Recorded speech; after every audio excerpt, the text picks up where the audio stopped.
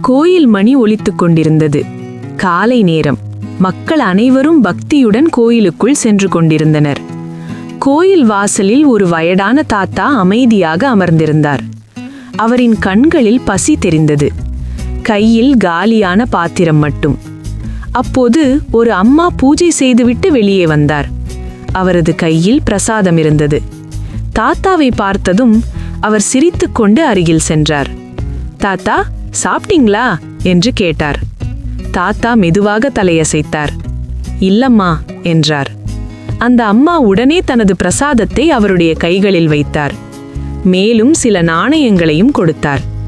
தாத்தாவின் கண்களில் கண்ணீர். நீங்க நல்லா இருக்கணும் மகளே என்று ஆசிர்வதித்தார்.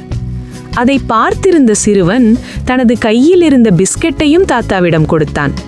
அதை பார்த்த அம்மாவிற்கு ஒரு விஷயம் புரிந்தது. நாம் செய்யும் ஒரு சிறிய செயலை நம் பிள்ளைகளும் கற்றுக்கொள்கிறார்கள். அந்த நாள் கோயிலில் கிடைத்த பெரிய பிரசாதம் அரிசி அல்ல, அன்புதான். பசியை போக்கும் அன்பு. எல்லோரும் கற்றுக்கொள்ள வேண்டிய ஒன்று. அன்பு.